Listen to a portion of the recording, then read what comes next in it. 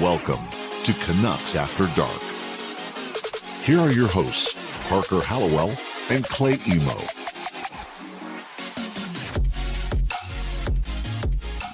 Good evening, Vancouver, and welcome back to Canucks After Dark, a rare Canucks After Dark after a Vancouver Canucks win tonight after what has been an absolutely atrocious road trip, an atrocious last sort of 15 games.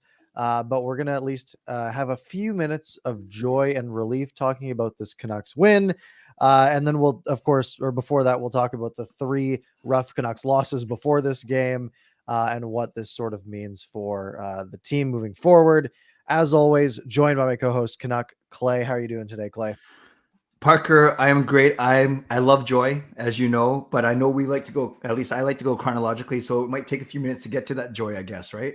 Yeah, we're gonna have to go through some pain, some suffering, Okay. and just some pretty bad losses for the Canucks. And it's just been a rough while, right? The sort of, we're used to this sort of February, March death march that begins. But having it in like the middle of November is a whole new ride for us.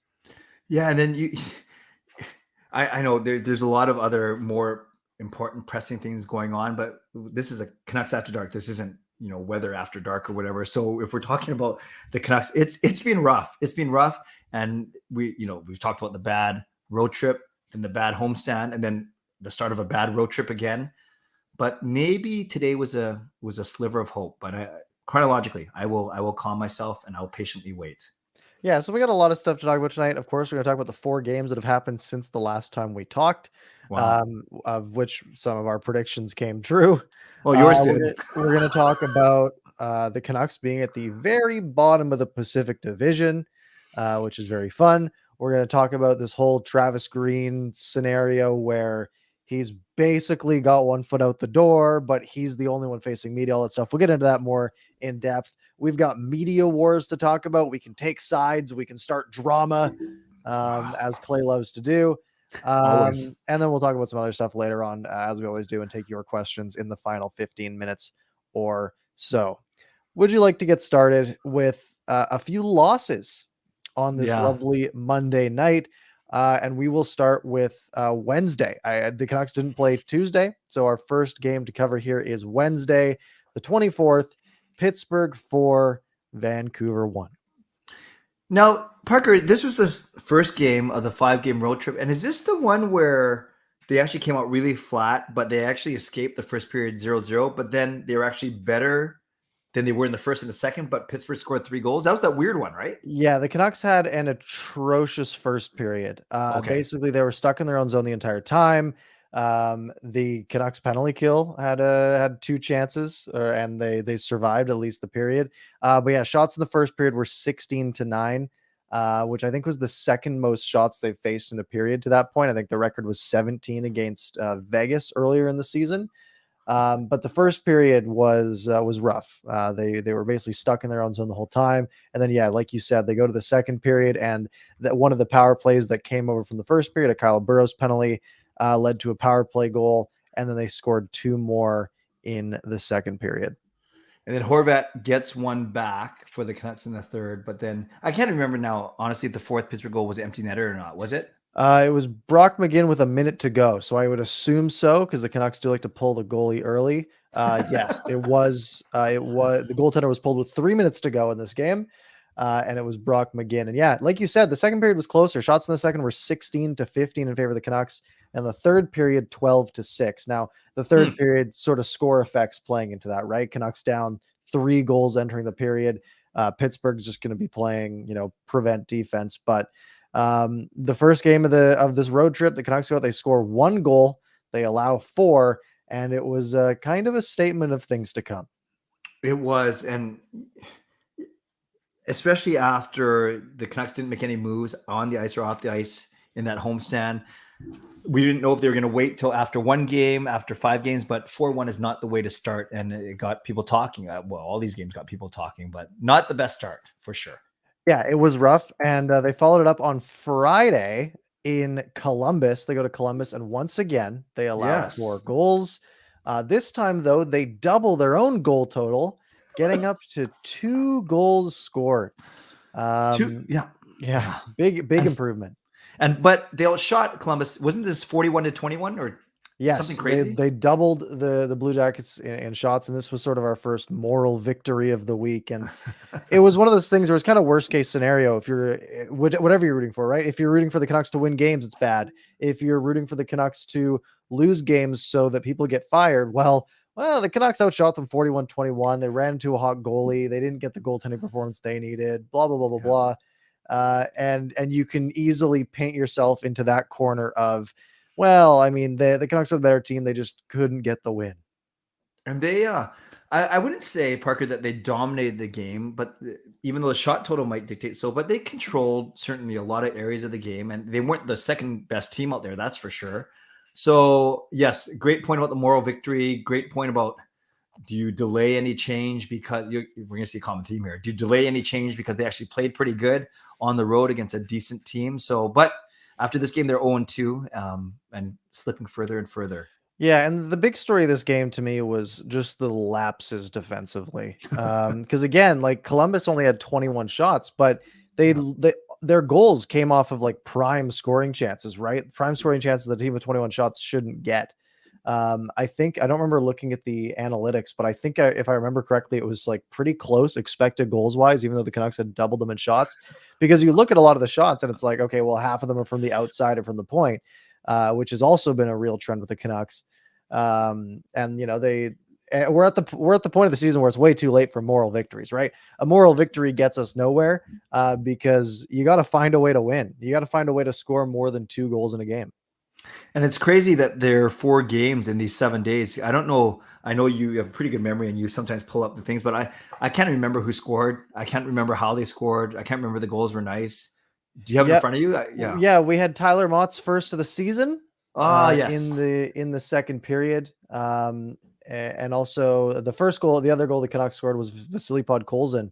Yes. With that rocket of a wrister when he was in the 2-on-1 with Elias Pettersson. And then, Tyler Mott had the tip on the Hughes shot that was like a mile wide. That, you know, the rare scenario where that point shot works. But other than that, I mean, it was, you know, Columbus getting the 4 goals kind of do you in there. That Podkolzin goal was nice. I remember he really disguises his release well. And it's a hard shot. Just, I don't know if it's all the guys from that area, you know, of the world. And I'm not trying to be whatever, because we saw Klimovic's hard shot too. Podkolzin got a hard shot, but it's already 4 goals. 4 goals a quarter way of the season. Extrapolate that to 16 goals, excuse me. And he missed a couple games as a healthy scratch. Not a bad start, a quietly strong start, or a decent start for our rookie. Yeah, if you have a rookie putting up, you know, call it 15, 16 goals, playing 4th line minutes, right? We're seeing him play, you know, 10 to 13 minutes a night. You'd happily take that, right? Yes. Get him some more ice time when you're talking about a 20, 25 goal scorer. And, you know, you're pretty happy with that for a young Russian coming out here. Yes, I agree with you. And he'll be, you know, not tonight because the Canucks were winning. I know we're going to get to it, but he didn't see a lot of ice tonight. But it looks like Green is starting to trust him at least a little bit more.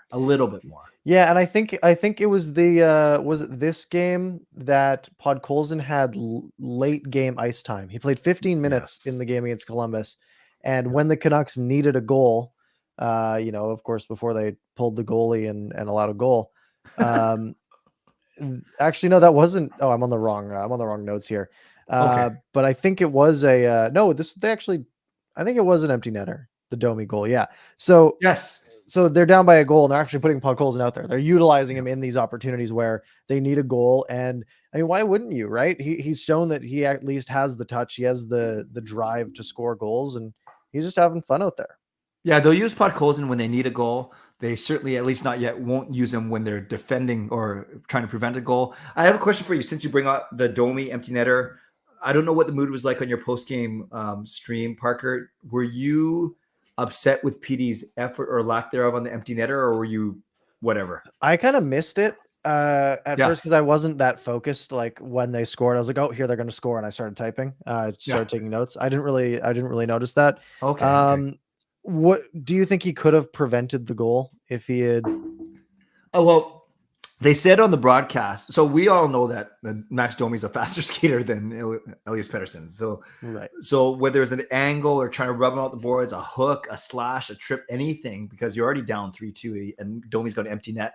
But they were saying on the broadcast, PD could have dove and at least slowed him up a little bit to make him think or have to pass the puck. That's what they made. That's the point they made on the broadcast. Yeah, I just watched it. I feel like he also could have just gone hard to the post and tried to block the puck even. Definitely kind of a rough look there, to be honest. What did you put in Twitter? PD empty net? No, I'm just on NHL.com and they have a little link there. It's he could have stopped it and turned up the other way, or just blocked with a backhand, played it up. I think it was definitely a doable play, and that is kind of frustrating now that I see it, but again, I don't know what I can really say about it. Yeah. Okay. So 4-2, a better effort than Pittsburgh, but still a loss. So that means they win the next one, right? Yeah, they have to go to Boston, a place where they have had a hard time in the past. And they again score just 2 goals. And this is a game that was winnable. It was a game that they ride into the third period, sort of getting ahead of ourselves here, but they ride into the third period with a 2-goal lead, and then they take some penalties and lose. So it starts out with a Tanner Pearson goal. It was ugly. It was very ugly. It's just sort of like Allmark sort of messed up, and it just like slides just over the goal line, and it's a total mess. It's 1-0. And then Boston ties it right away. It's Anton Bleed, who I had literally never heard of. I had to Google him up, or I had to Google him. He was like 46 NHL games, 26 years old, 3rd NHL goal. So tied 1-1 after 1. Pretty even first period though. So I think the Canucks were getting a bit of praise there, saying, all right, kind of came out decent first period. Second period though, Canucks were probably the better team, and they end up scoring. This is after a goal is actually, let's go back a little bit, because the Canucks had a goal that was Connor Garland in the first period that got disallowed because Höglander was offside. Beautiful goal. And then the Bruins score in the second period, and it's disallowed because Nosek is an elite soccer player, and he went left foot to right foot and in.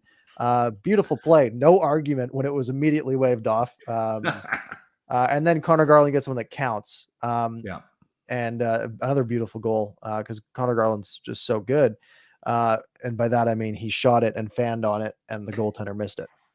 Yeah, Allmark wasn't the strongest goaltender. I joked around on Twitter that my son Jacob thought his name was Walmart, as in always open. But it was pretty bad. The first goal, leaving it for Pearson to punch in. The second goal, kind of, you're right, fanned and went through him, right? Didn't go through his legs. And right before that, Kyle Burroughs almost scored. Remember when he sort of made that move in, went backhand, and then slid it right through the 5-hole and off the post?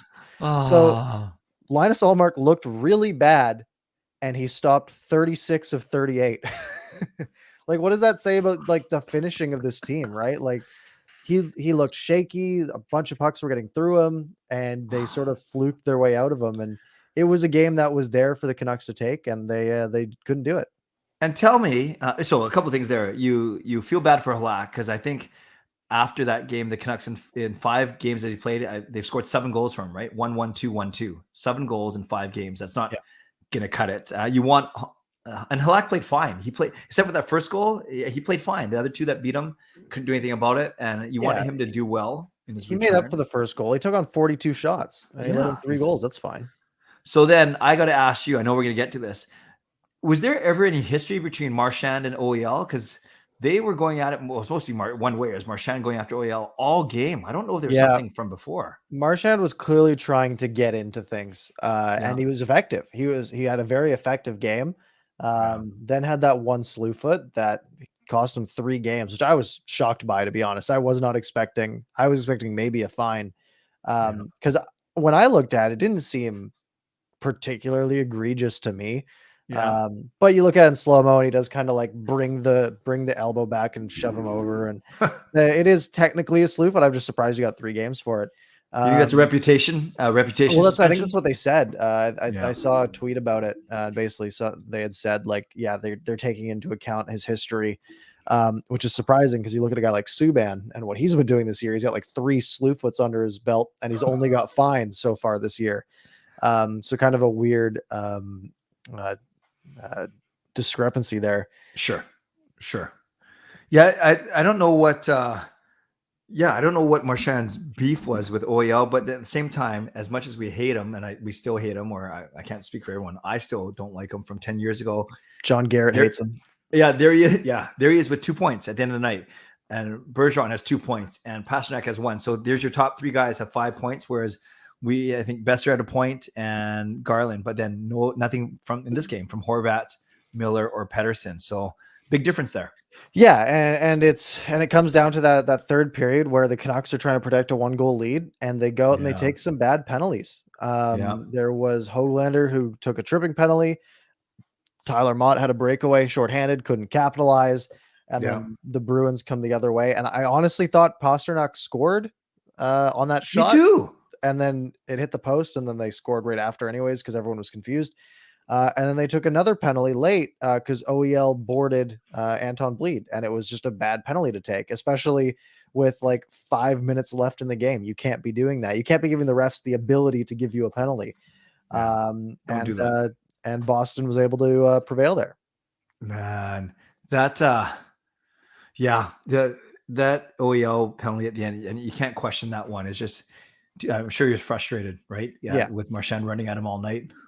Yeah, and I mean, I also did want to mention there was another goal disallowed at the end because they did score an empty netter with like 13 seconds left, but they were offside. So Travis Green, I think, won challenges in back-to-back games. Wow, that's. I know we're going to get to this. I love what you said about Mott. He creates a lot of opportunities with the speed, but he simply doesn't have a lot of finish. We missed 2 breakaways against Boston, 1 partial, 1 full. And then tonight he missed the empty net, but we'll get to that in a second. Yeah, and I mean, some of the big things from this game, right? This is a game that Elias Pettersson basically got benched, didn't come out on the ice with the net empty, which was a pretty big statement. This was a game that made it 9 out of the last 10 games the Canucks had lost, 3 points in 10 games. And I mean, the penalty kill went 1 for 3. It's all the same stuff we've talked about. It's Elias Pettersson who hadn't been performing. It's the penalty kill that couldn't get anything done. It's a team that is only scoring 1 to 2 goals per game. And it all just sort of culminates in another loss like this. Right. So how are you feeling after last night's game, knowing that they had a quick turnaround, yet playing against a team that completely just gutted their head off the front office? I thought Montreal would have a spark tonight. Yeah. I genuinely thought that this is the classic game for the Canucks where it's a team that they should beat the way Montreal's playing, and then everyone gets fired in Montreal and the team's going to play with a jump and the Canucks are going to be in trouble. But they came out tonight, and honestly, it was a fun game. It was the first fun game in a while. The game yesterday, I genuinely I was watching it, and even when the Canucks were up, because the Canucks were up in the second period and early in the third, and I just knew that it wasn't going to go the Canucks' way. Like, I just had a bad feeling about it, and I wasn't really having fun. This game was pretty fun, even though only 3 goals were scored, but it felt fun, and the pace was pretty good, and it was a genuinely good time for the first time in a while, even though it was probably meaningless. Yeah, you have by points percentage, you have the 29th best team in Vancouver playing against the 30th best team in Montreal. Only Arizona and Ottawa are worse from a points percentage standpoint, at least coming into the action. And we get to play Ottawa on Wednesday. Awesome. Yeah, that should be. I mean, I think when we talked about this road trip to begin with, it was like, all right, they got to beat Montreal and Ottawa. Yeah. And we were saying the team has to go 4-1 to stay in things. Yeah. And I mean, they didn't get any wins from the first 3 that we knew they had to steal 2 of. But they come into this game against Montreal, and they start strong. First period was first half. They are up in shots. They're running up. They get the first 7 shots of the game. Then they get the next 5 after that. Canucks go to the power play, and then we see that patented Elias Pettersson slap shot from the right faceoff circle that is perfectly placed, far post, just under the bar, basically unsavable. It's not his normal spot. His normal spot is like right next to the goalie's ear, but he went far side instead this time. But it was good to see. I can't remember. I'm trying to picture him. Is Jake Allen a big goalie? Is small or average? I think he's normal size. And when Normal. I say normal size, I mean he's probably like 6'4". Okay. He's a 6'2". He's pretty small for a goalie, actually. Okay. So he's not like a Demko or Vasilevsky or anything like Right. that. Okay. So maybe, obviously, every little bit helps. Every inch truly matters. So maybe, he doesn't have that right shoulder to block that. But yes, it was wonderful to see, and great movement on that power play. I always get a little scared, Parker, when either Petey or Miller or Besser tries that cross ice through guys, but they went quickly around the top. Yeah. Miller, Hughes, Pedersen, Hughes, Miller, Hughes, Pedersen, and finally it went in. Yeah, and it was those cross size passes always scare me because they don't work half the time and then it's gone the other way. So yeah, it was great. We saw this flash of classic vintage Elias Pettersson, which we haven't seen in a while, and I do think he looked a little more confident tonight just throughout the game. Yeah. He drew 2 penalties, which he was up there in penalties drawn previously, like around the NHL. Like he always draws a lot. So drew 2 penalties tonight, which had an impact, including the one that he scored his goal on. He just had a bit of that swagger back, it felt like. Now, are you okay with him getting 13 minutes of ice time? Because we know when the Canucks are protecting a lead, like many coaches, Travis Green goes to 3 lines. And tonight, he dropped his 3rd line of Pedersen, Podkolzin, and Dowling. So you have Mott, Chason, and Dickinson playing a lot of minutes. And of course, Miller, Besser, Hoglander, and Horvat, Pearson, and Garland. So you had those 9 guys going through. And PD, I think, barely saw the ice along with his line mates. Are you okay with that in a win? I care more about Podkolzin at that point, to be honest. The way he's been playing, I think he has been more of an impact player. Yeah. Than a Chason and a Dickinson even. Yeah. Dowling's been okay, but I'd like to see Podkolzin getting a little more time. And yeah, I think if I had to pick one of those lines, I don't know. I'd say go like Pedersen, Dickinson, Podkolzin if you're trying to protect a lead. Even I just don't like Chason really out there. And I don't know. I would like to see them get a little more ice time, but I understand Travis Green's reasoning here, right? Sure. Elias Pettersson has not been playing well. So maybe he shouldn't be getting as much ice time. And you definitely want a guy like Tyler Mott out there because he has been a real impactful player. So if you are going to shorten the bench, then I guess it does kind of make sense, the route he went based on how his lines were set up to begin with. Right. And to his credit, after the game, I'm not sure you saw this, Parker, PD did say the right thing, said he just wants to contribute, help the team win, whatever role it is. Yeah, but 13 minutes in back-to-back games, not what you'd expect from a guy making 7.3. No, definitely not. But I do want to call attention to. So after this Pettersson goal, and this is something that I think I've complained about the last 6 games, are these long stretches where the Canucks don't get shots on goal. We've seen 8-minute stretches, 9-minute stretches. For the Canucks to go outshoot Montreal 12-1 in the first 12 minutes of the game. Or the first 8 minutes of the game, sorry. 12-1 in the first 8 minutes of the game. Yeah. And then score a power play goal and then not get a shot for the rest of the period is absolutely absurd. Is that coaching or is that those guys? What do you think? I don't know. At some point, it's got to be coaching, right? At some point, everything has to go back to whoever's in charge, in my opinion. But it's just crazy to me that they can go out, they can dominate play, they can spend the entire first 8 minutes of the game in the offensive zone and be on pace for 30 shots in a period and end with the same amount that they had 8 minutes in and allow 10 shots the other way. 9 shots the other way at that point because the final was 12-10 after 1. Yeah. And then they get a shot 2 minutes into the second, but it's 14 minutes without a shot on goal. And it's a team that's already struggling to score and you're sort of putting pressure on this Montreal defense. Then you're giving them 14 minutes to recover, including an intermission. It's just not really a recipe for success. Montreal's goal was with a minute and a half left, correct? In the first period. Yeah. Palik's goal. That was part of the, I guess, floodgates opening the other way. Yeah, that's a great point, Parker. Whether it's coaching, part of me thinks that it's not Travis Green saying, "Okay, guys, just don't try and."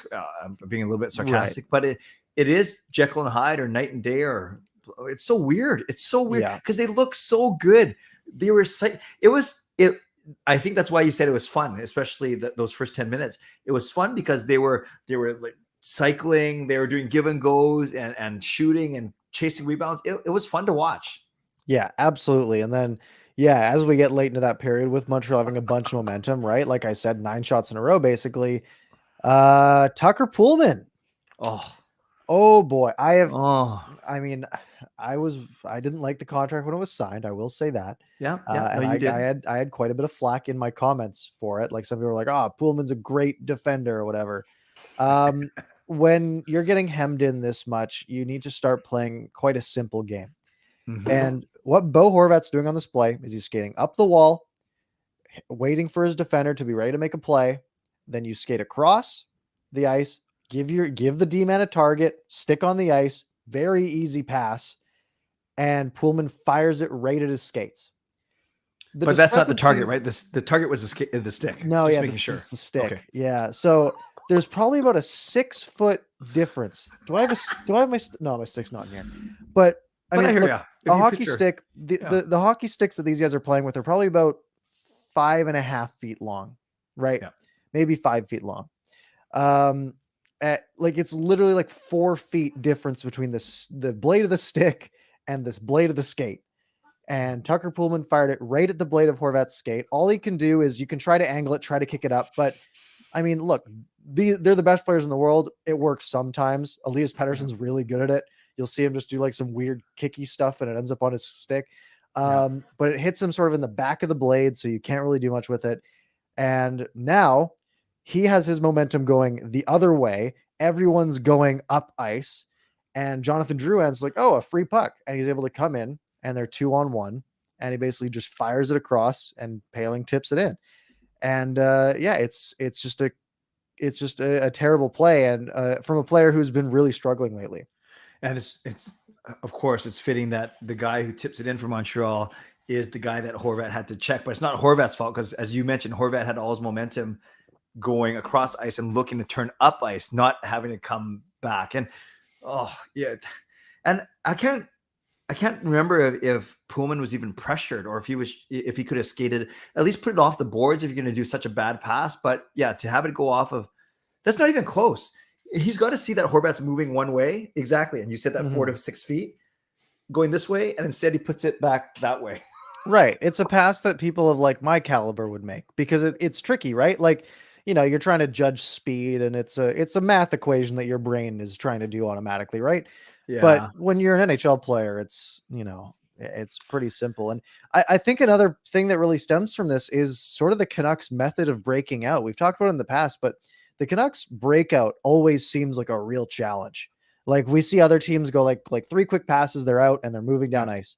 Yep. But I mean, a lot of the times for the Canucks, we're seeing the last man back having to make a pass up the center ice, right? Yes. And I mean, you're just sort of asking for trouble there, right? Because you're trying to fire it into a crowd basically and hope your guy comes up with it. And so while the pass was really bad, and it is entirely on Tucker Poolman that pass was bad, I think the breakout sort of plan as a whole is flawed from the beginning. And you know, having people come back down low and build up momentum this way, and you know, pass to the winger, center does a little U, and you go 1-2, and you're out. And then another pass to the far wing or other wing, and follow your passes, and you move up ice, and everything's fine.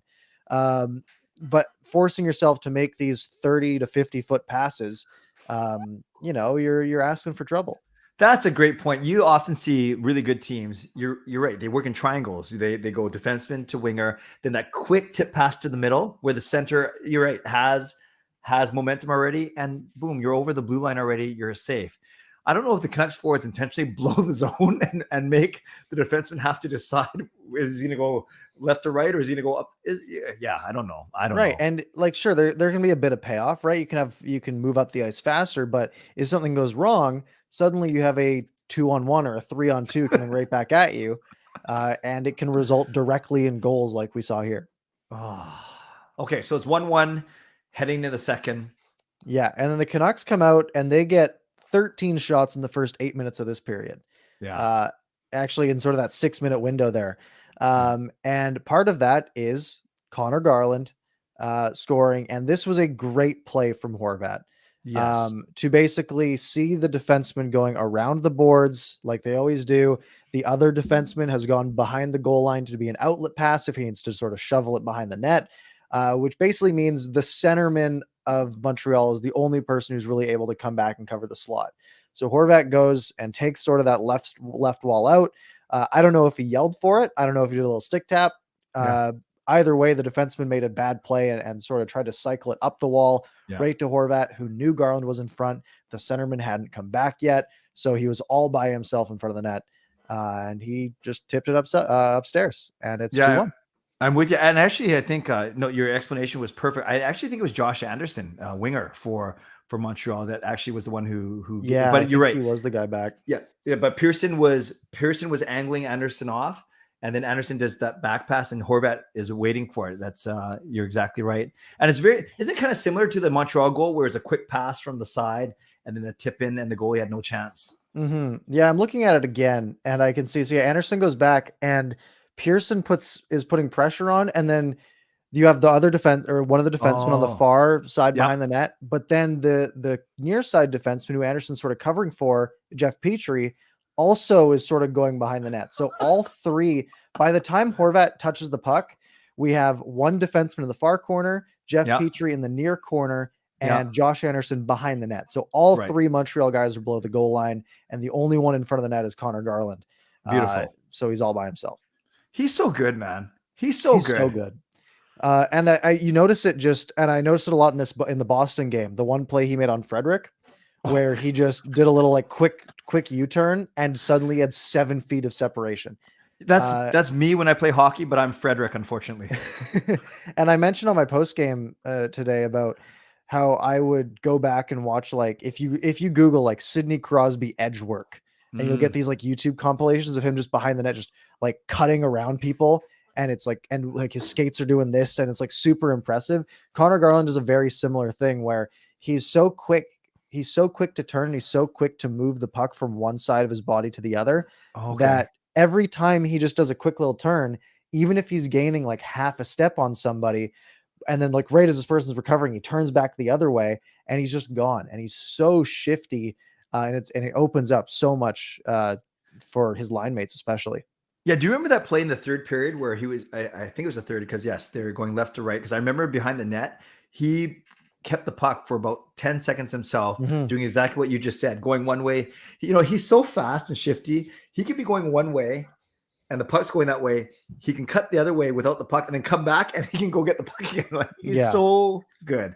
Yeah, he's so very impressive. Although I was in the car driving to my my relative's house for a birthday, and I think did he give the puck? Did you see it? Was there one really bad giveaway that he did in the second, maybe, where I didn't notice? Yeah, okay. I just heard the guys on the radio talking about it, but maybe I didn't have any notes on it. Okay. Third period though, a couple of penalties both ways. Bad penalty from Kyle Burrows that I really didn't like. Sort of the classic. Guy dumps the puck in, you sort of stand in his way as interference, and the refs call that every time. But the Canucks survive them both. 2 penalty kills. Amazing. And Tyler Mott misses the empty net, and the Canucks win. Okay, so you know how we talked about the Canucks were winning 2-1 heading to the third in Boston, and both you and I, we've intimated that we just had a feeling that was a game they're going to lose. Yeah. Did you have that feeling today? No. Actually, I genuinely, I was feeling like I was kind of upbeat going to the third period. I was feeling good about it. And I mean, look, the Canucks dominated the second period, right? Shots were 21-11. Possession was in the offensive zone most of the time.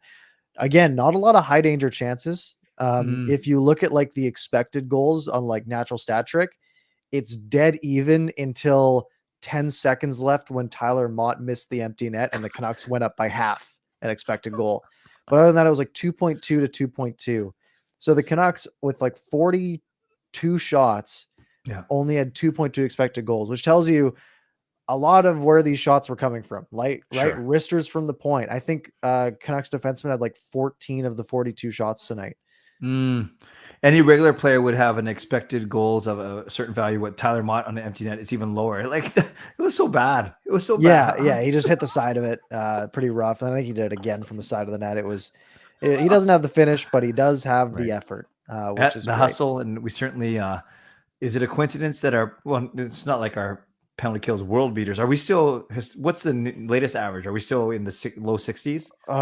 What'd they do tonight? They allow They one 2. tonight? They went 2 for 2. They went 2 for 2. Big Yeah. upgrade. But they went 1 for 3 last game. I think when I checked yesterday, they were at like 63%. So maybe they went up one today. Pulling it up. PK.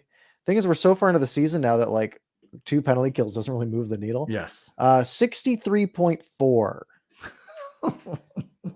Montreal's is next worst at 68.1. Okay, so 4.5% still. Okay, so not good. Okay, it was a little bit hairy the last 5 minutes. There was, I think, one shift where the guys were stuck out there, then they iced the puck kind of thing. But that always happens. Demko had to make that save on Sherratt, where Sherratt basically picked up the rebound and sort of hesitated, trying to wait for the opening, and Demko just didn't let him have anything. Stacked the pads. That was the really big one. But yeah, Montreal did put pressure on late. I think they had all the shots in the last couple of minutes. But the Canucks survive it. They get their first win in 5 games. They get their first win on the road in a while. Yes. It was a much needed, just a moral win. Yeah. That wasn't actually just a moral victory, I guess. It was a real one. But it was nice to get one on the board. And Demko makes 33 saves tonight, Parker. Do you think he had rough outings against Pittsburgh and Columbus? Not necessarily. It wasn't like he was like noticeably like letting bad goals in. I think in the Columbus one, I noted, like, I think the one Columbus goal where he let out a pretty bad rebound, I think it was either Nyquist or Boquist, because they each scored. I don't remember which one was which. One of the Quists. I think it was Boquist that pinched in and scored on a sort of a bad rebound. But that was like the only real one. A lot of it was really just defensive issues, in my opinion. Okay, that's fair. That's fair. So what? So we've won 2 out of our last 10 now, not just 1. Yeah. 2 out of our last 11 as well.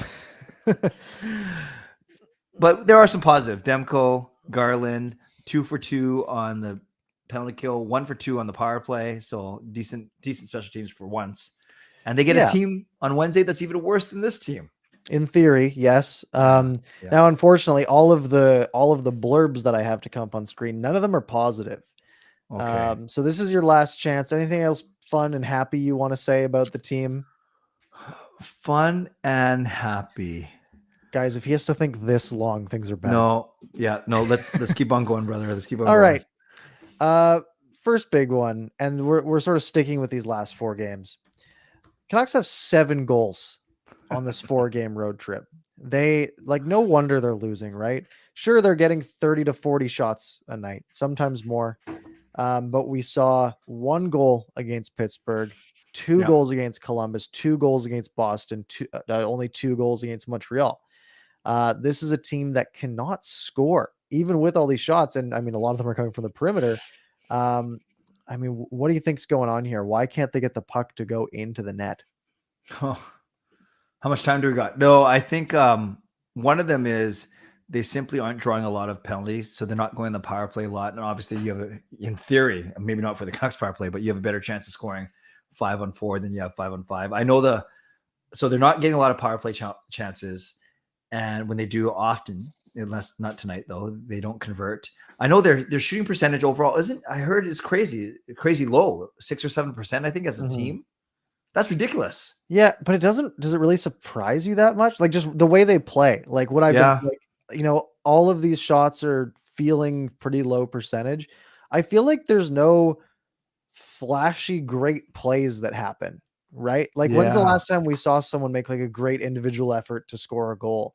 It's just, it feels like it's not happening, or there's not even how many odd man rushes are the Canucks getting a game? Like 2, maybe. Yeah.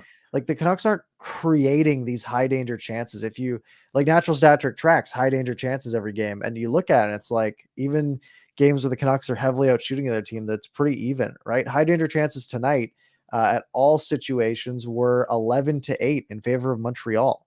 Wow. Wow. Right. The Canucks just aren't going out there and producing these really dangerous plays. And you're right. When they do actually create, odd man rushes, they rarely convert. Often they're if it's Besser, for instance, on 2-on-1, he's going to rocket a pass so hard that the guy on the other side is not going to be able to. I just think Besser's a really bad. I like him, but I think he's a bad passer. A lot of times they don't convert. Yeah, it's right. And yeah, when we rarely get breakaways, and when we do, we don't really convert on those either. Yeah, it's tough. They're not dynamic enough. That's for sure. But then I was just gonna say, but remember Pearson's goal against Allmark yesterday, and the one today that actually got disallowed, or was they blew the whistle down. Those were mucky muck goals, and I think we need more of those somehow. But do we have enough guys that will do that aside from Pearson? Yeah, I think you need both at this point. You need both. I mean, I'm gonna pull up. It's gonna cover our faces, but this is the shot map from tonight's game. There's a bit of a hot spot right in front for the Canucks, right? That blue dot there. But look at how much is going on all over the place, right? Like no shots from the slot is what I'm seeing here, right? Like a handful from really in tight, which is usually like rebounds and stuff. And like looks like one shot between the hash marks, but anything like high slot, nothing's being generated there, but all over the outside of the zone, we're seeing these shots come through, and it's just nothing's really high danger. We're not seeing like passes leading to great chances or anything. It's not really conducive to great offense. By the way, that graphic reminded me of, remember when you looked through those microscopes in science and you saw these blobs? And you had to... So just so I'm aware, and so everyone else is aware, where the Canucks logo is, that's them shooting at that net, right? That's correct. Offense. Yes. Okay. So I see what you're saying. There's 3 big white patches. Yeah. Right. In good scoring chances, at least, right around the heart of the Canucks logo there. Yeah. Yeah. Not good. Yeah. And that takes the Canucks to the bottom of the Pacific. Wow. Seattle Kraken on a bit of a run right now. They've won 4 of their last 5. They took down Buffalo 7-4 today. And the Canucks are not treading water anymore. They are well below the water, as they are in last place. Isn't it interesting how the 2 seafaring animals of the Pacific are actually at the bottom of the Pacific in a Kraken and the sharks are. That's true. And ducks can be in the water too. Yeah, that wasn't the best analogy, but I hear what you're saying. Water. So we were ahead of Seattle for quite a little bit, but we're battling, even though they had a big 7-4 win over Buffalo. So we're still battling. We're still behind them. All right, and hey, the Canucks are only 7 points out of a playoff spot. Now, Colorado has 5 games in hand. But they are only 8 points behind Vegas, who has 2 games in hand. So it's doable. Well, in all seriousness, because glass half full, that's me. The Canucks do have 10 out of 15 at home in December. 10 out of 15, just saying. And if you take away the Ottawa game, which is on Wednesday, December 1st, 10 out of 14 remaining December are at home, including that 6-game homestand that's coming up. So I'm not saying they're going to go win 10 out of 10 at home, but imagine if they go 4 or 5 games above 500 at home. Just imagine. Then they're almost back to 500, almost. So now at home is great, but those teams are the Pittsburgh Penguins. Yes. One of the teams is the Boston Bruins. Carolina's in there. The Winnipeg Jets, who the Canucks are notoriously unable to beat, typically. Yeah. Carolina, Columbus, Toronto, who is the hottest team in the NHL right now. Yeah. There's some other ones, though. They got the Coyotes. Yes. They got the Kings, who's better than the Canucks. They've got Seattle. Yeah. So things are looking up. Right? Well, we should be able to smoke Toronto, Carolina, and Winnipeg and Pittsburgh, of course, easy, or Boston easy. Of course. So this all leads me to one of the things I want to talk about, and that is Travis Green, and sort of the whole scenario going on around Travis Green, because we have been sort of, people like, let's say Canucks Nation as a whole has been kind of pushing for the end of the Travis Green era. And I've run polls, we've run polls, everyone's run polls, and typically it is, at least lately, it is very low approval ratings for Travis Green. To the point where leaks are coming out, or at least, things are being reported, media everywhere saying the Canucks are basically doing a bunch of searching, right? They're looking for coaching candidates. They might be looking for GM candidates. They're doing all this stuff. They're looking at guys like Claude Julien at one point and all these names, right? Meanwhile, Travis Green is still the only one that is a public facing voice of this hockey team, right? Yeah. Travis Green, again, you can disagree with his coaching all you want. And, I am a proponent of getting a new coach in. But Travis Green, the person, could you imagine you're basically being told, or you're not being told, but it's being leaked. You're seeing on Twitter that, oh yeah, your boss is, they're they're going to fire you. They just have to find the right person first. Yeah. By the way, yeah, there's some drama going on. We need you to run this press conference. And after every game, you're the person going out and being the lead guy in this press conference. Oh, why are you losing all these games? Go out and talk to the media and be questioned. Oh, will we send the GM out there? No. He's too busy for that. Owner, no. The owner doesn't talk to the media. And Travis Green, with basically 1 foot out the door, is being forced to still be the media spout for this team. He's handling it very well. I'll give him that. I just really disagree with sort of this whole situation. I'm with you 100%. And I think a lot of people in our chat, by the way, over 100 of you in here, which is in here right now, which is awesome. Hit the like button while you're here. But I was going to say, it reminds me, Parker, of the end of last season when he didn't have his contract extension. I get it, different scenarios, but same vibe. Was he was on his death march, or you didn't know what was happening. He didn't know what was happening. And yet there he was before and after every single game and every single practice, having to meet the media. He probably would have had to meet the media if he wasn't one of the ones suffering from COVID the worst, right? 2 years ago. They always trot him out because Aquilini's done one media availability since he's been here, and Benning only comes in when he has to absolutely speak and when the team's on fire. So I agree with you, Parker, that it's a tough situation. It gives, no matter what we might think of his coaching, you got to give him respect, give him props for being so professional, trying to be friendly enough and pleasant to the media when just inside it must be eating him up, and he has the same questions, the same people every single day. It's a tough gig, whether or not you think he's doing good or not, but you have to respect the way he's handling himself, for sure. Yeah, it's an impossible situation, right? Yes. And it's not a situation he's put himself in, but I mean, I'm sure he's looking at it of the perspective of, well, I got to go out there and do it, because he's not going to go out there and be like, yeah, they're trying to fire me and all this stuff and cause a scene, right? Because this is all an audition for his next gig, which we've heard is like he will have a gig. Oh, right. yeah. There are people looking for at Green as a potential coach in the future. So just sort of, I just think it's just kind of bush league. And I think we sort of mentioned that before the show. Like it's a pretty bad look. And Travis Green, like, for having a general manager who's, seemingly got full support from ownership and has been behind the desk for, coming up on 8 years now. Travis Green's always been the guy when anything happens, right? The COVID whole situations, like when Miller and Ben were out early in the season last year before the sort of bubble season, it was Travis Green talking about that. Even the other COVID situation, it was Travis Green talking about that.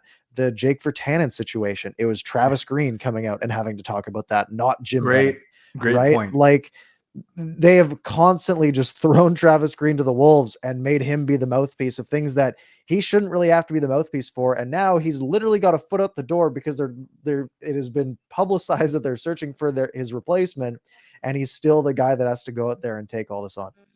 Is there any walking back from that, Parker? Do you think somehow, I'm not saying this is right, but if the Canucks rattle off a few wins, or is that just kicking the can further down the road, so to speak? I don't know. It's one of those things that I mean, like, do you think Travis Green really wants to be here at the, like, when it's like that, right? Like, when it's been like, if it was literally coming out that your job, like, people were getting interviewed to replace you, like, I'm out there, I'm sending resumes out. Like, I'm putting feelers out. I'm trying to see where I'm going to land. Right. So I mean, for him, I think it's a relationship that will just get fractured more and more. I don't know how good his relationship is with ownership and management. Obviously, we don't hear from management or ownership, so it's kind of tough to know. But yeah, it's just unfortunate. So do you? So here's an interesting question: do you feel sorry for Green? Yeah, do you feel sorry for him? I feel sorry he's been put in the situation he has been. I mean, look, we can criticize his coaching style and his results all we want. Yeah. I mean, do you think he's trying to lose? Of course not, right? Like he's doing his best. And I don't see him as a guy who's going out there and like phoning it in and not trying things, right? He's out there putting lines in a blender 4 shifts into a game, right? He's trying. He's working. He's trying, and it's not working. For that, obviously, I really like Travis Green as a person. I think he's a great leader. I see why they put him in front of the media instead of, someone like Jim Benning. He's a much better speaker. He's more personable. He gets along with a lot of the media. So, I do kind of feel bad for him. Me too. Do you feel bad for Jim Benning? It's harder to, I guess. I kind of do. On a person wise, I think he's probably like, he seems like a really good person. Yeah. And again, that's what it comes down to, right? As long as you're not a bad guy. I mean, I don't want him to lose his job because I want a guy to lose his job. I want him to lose his job so that the millions of Canucks fans can be happier. And it's not like he hasn't made a ton of money and he's very successful and he's going to have jobs elsewhere, right? He's going to land an AGM role somewhere in 2 years, right? So yeah, I just think it's time for change. Fair enough.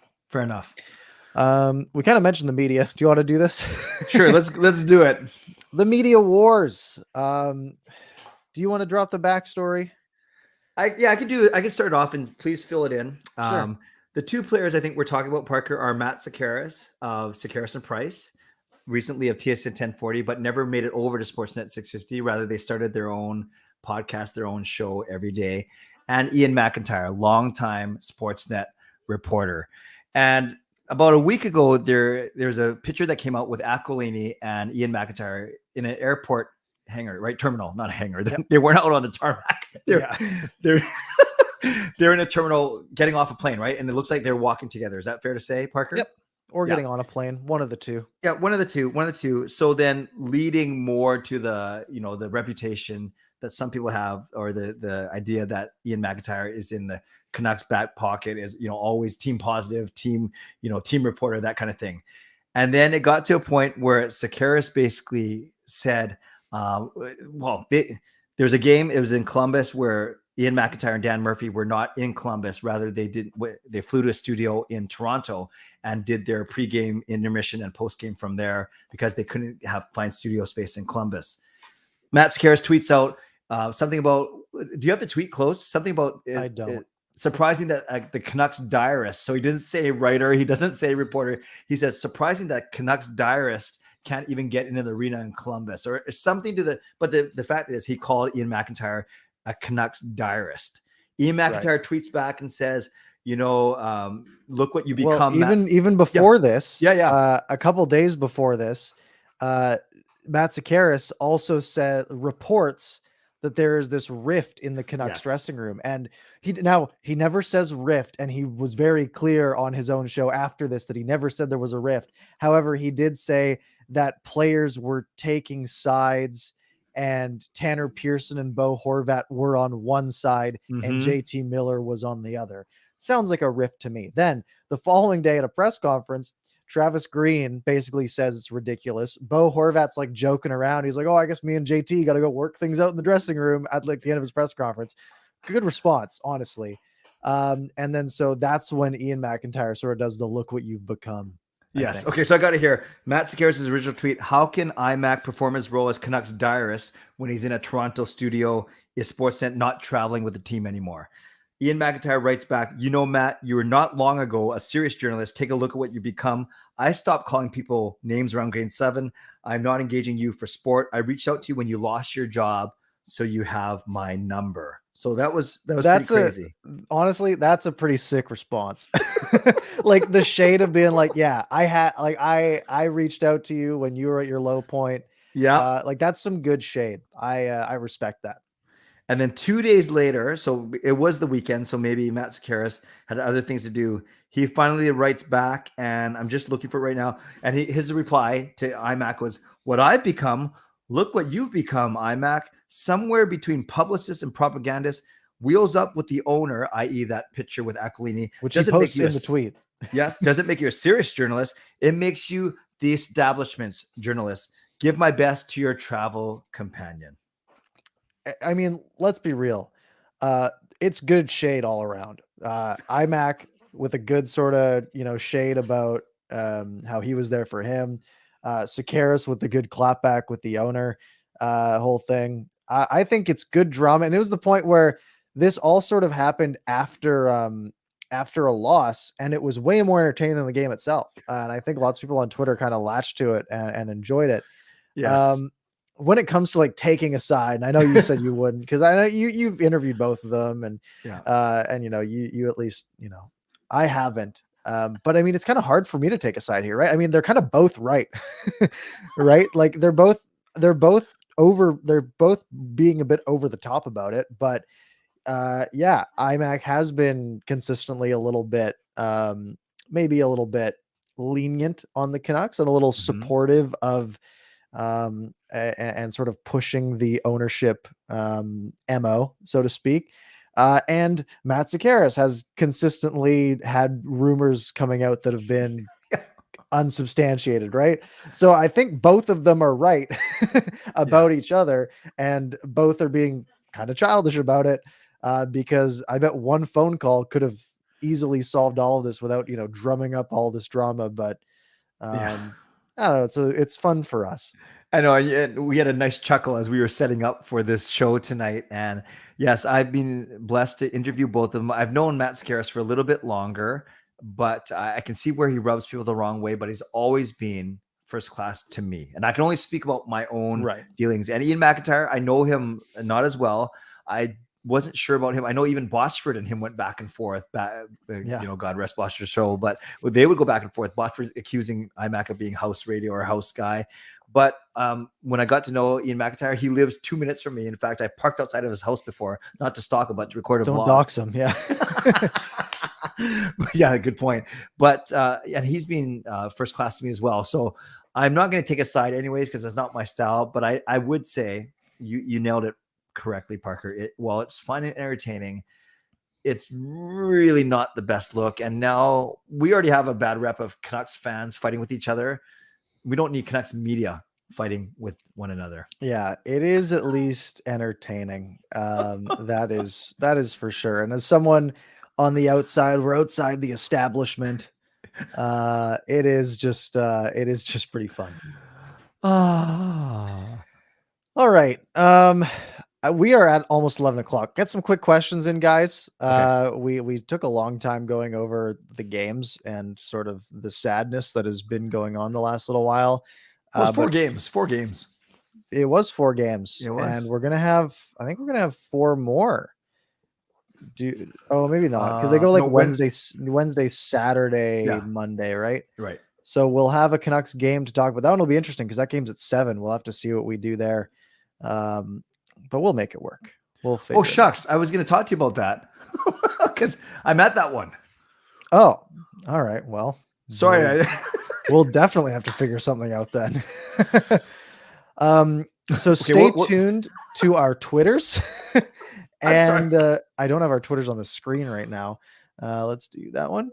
Our Twitters are up there and in the description. Stay tuned to those, and stay tuned to the community tab on the Canucks After Dark page, because I'll post whenever we do it, whether it's late Monday or Tuesday or Sunday or whatever we end up doing. We'll figure it out. We always do. I could be online by 10 from my office, and I'll just tell Gil, who goes to the game with me, just to go take a nap for an hour. We'll talk. We could also just push it a little later. Okay, that's always fine. Let me get home. Sure. We'll figure something out. All right, let's get some quick questions.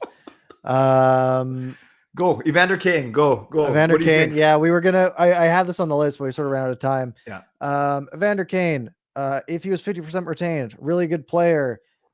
Really not great person, especially with with how much this management group has preached character, Bo Horvat, meat and potatoes, like these guys that are good in the room, Brock Besser, like outstanding people. Then to go out and get Evander Kane would go right in the face of that. And I think they literally specifically said, I think Thomas Drance came out with it and said, like, yeah, it's a no-go. Like, it's not happening. Not the same player, not the same situation, but we just think of what the Jake Virtanen situation happened. You don't want someone with questionable character. But Edmund did say, do you think he plays with another team in the NHL this season? I think so. I mean, you have teams out there that are okay with making those sorts of moves. See Montreal at the draft, although they have now gotten rid of everyone sort of involved with that. Trade for him close to playoff time, maybe. Right. And obviously there was sort of a lot of drama around like Tony D'Angelo, and the Canes still went out and grabbed him. And there's a lot of guys out there that have had sort of that questionable character. Brendan Lemieux biting hands out here. He'll find a place to play because he's still, probably a 50-point player. Yes. So I'm with you. Nope. Don't want him here. Any other good ones in here? Dexter saying, who would win in a physical fight, Sekeres or iMac? I think iMac's got it. I think he's spry. I think he's nimble. Yeah, and Sekeres, he had his health issue where he talked about his lung issue, right? That's why he was out. Oh, iMac have the stamina. That could be it. I think I'd have to go with the iMac as well. All right. Anything else we want here? There's a lot of comments and I missed most of them because I was we were talking up a storm tonight. We were. Anything else we want? Anything you're seeing here? Not a question that I saw, but it's a topic that's kind of around. Do you like JT Miller's passion and his F-bombs per 60 and his pouting yet his enthusiasm? Do you like it? Do you like it? I do. And I think I wouldn't if he was a 25-point player. But sometimes he shows that he's the only one on the team who cares, it seems like. And at least you know what you're getting, right? You at least have, right? You look at Elias Pettersson as an example. Lots of people are seeing it as like, oh, he's disengaged. He got his money and he's doesn't care anymore, which I don't think is the case. Yeah. But I mean, you never think that with JT Miller. He wants to win. And he's going to show you. Yep, I'm with you. I'd much rather have a guy who cares and who might make a bad pass once a blue moon or have a disapproving look once in a while than someone who's apathetic, just collecting his paycheck and doesn't really care about his teammates or his team. He obviously does, and that's why it's gonna be so fascinating. I know we can get into this another show. What they're gonna do with him? We've got one more year left on a 5.25, a really great contract. He's gonna make a pretty sweet playoff performer for a team. Either he is for a 2 years or 1 year. Rental option. I know, but we got a lot of time to deal with that.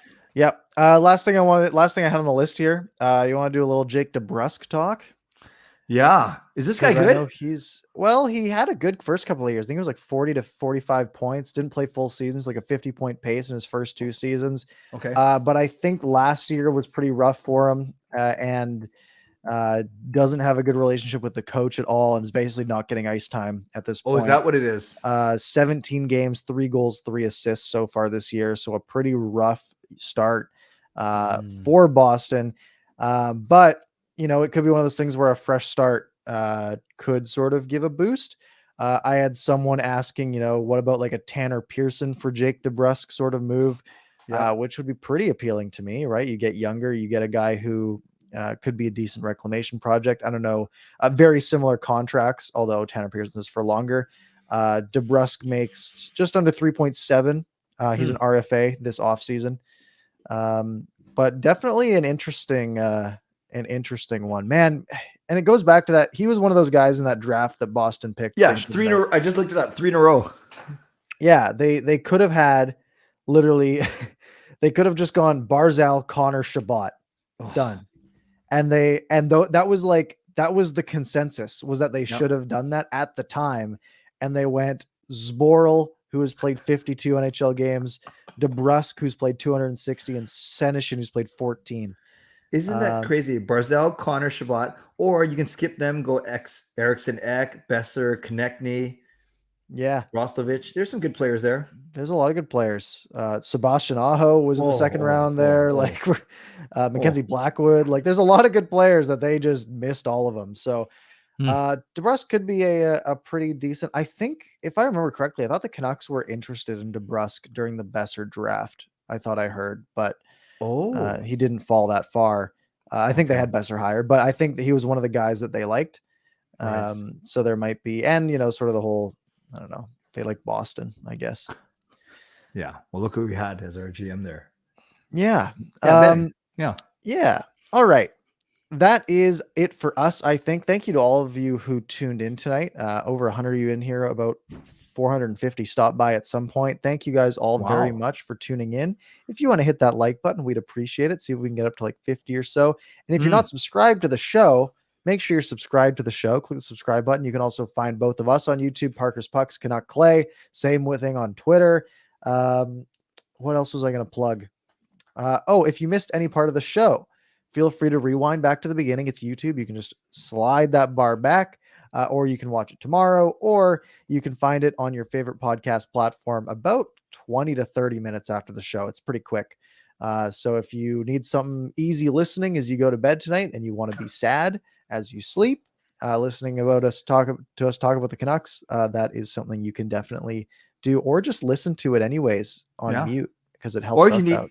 Yeah, or if you need help falling asleep, great option. Yes, that is a great option. All right, let's wrap up. Clay, any parting words? Yeah, well, in all seriousness, it's nice to see the Canucks win. Maybe all it does is delay a couple of decisions here and there. They have a chance to go 2 in a row playing against a very weak Ottawa team on Wednesday, and then that murderer's row of really tough teams, 6 straight home games, but all against pretty good opponents. So it's going to be interesting 2 weeks, and I'm sure once we figure out what time we're getting together next Monday, we will have a lot to talk about for sure. Any predictions, Parker, for those 3 games? We got Ottawa, then we have Pittsburgh and LA. Pittsburgh and LA at home. I'm going to guess that you're going to say 1-1-1, because that's the cop-out answer. Nope, 2-1. You're going 2-1. Confident. Oh, yeah. Wow, you say they beat LA? Oh, yeah. 0-3. I think they're about equal likelihoods. I think they probably go 1-2, but I'm going to go 0-3 because it's more fun. All right. Sounds good. It's not actually more fun. It's a more fun opinion though. And with that, thank you guys very much for tuning in, and we'll see you next week.